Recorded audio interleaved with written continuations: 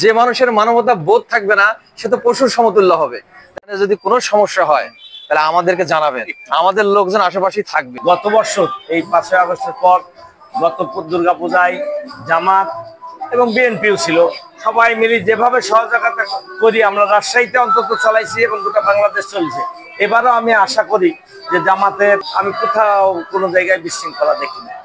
ধন্যবাদ। আমরা বাংলা জামাত ইসলামের পক্ষ থেকে এতটুকু বলার জন্য এসেছি যে বাংলাদেশ হলো সকল ধর্ম বর্ণ গোত্র সকল মানুষের, এখানে সবাই সম্প্রীতি বজায় রেখে নিজ নিজ ধর্মকর্ম পালন করবেন।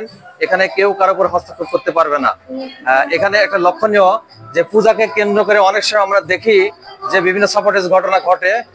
এটা থার্ড পার্টি বা তৃতীয় কোনো পক্ষ এরকম দুর্ঘটনা ঘটায় সুবিধা নেওয়ার জন্য কারো ঘাড়ের উপর চাপিয়ে দেওয়ার চেষ্টা করে। তা আমরা আজকে বলতে চাই এতটুকু যে আমরা আশেপাশে আছি, আমাদের অদৃশ্যমান হলেও আমরা পাশে আছি। এখানে যদি কোনো এইরকম নিরাপত্তার কোনো অভাব ঘটে থাকে তাহলে আমাদেরকে যদি জানানো হয়, আমরা তাৎক্ষণিকভাবে আমাদের জনশক্তি আসবে, এসে সেই বিষয়গুলো সলভ করার জন্য আমরা চেষ্টা করব। ওনারা নির্ভয়ে নিঃসংক চিত্তে ওনারা ধর্মকর্ম পালন করবেন, এটা হলো আমাদের প্রত্যাশা।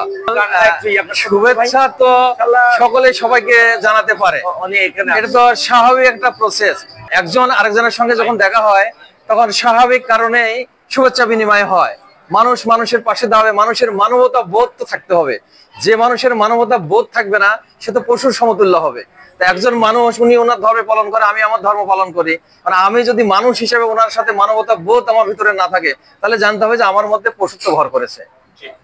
এই জন্য মানবতা বোধ থেকে আমরা যারা হিন্দু ভাই আছেন তাদেরকে শুভেচ্ছা জানাচ্ছি, ওনারাও আমাদেরকে শুভেচ্ছা জানায়। এটা তো একটা ন্যাচারাল প্রক্রিয়া, স্বাভাবিক প্রসেস একটা।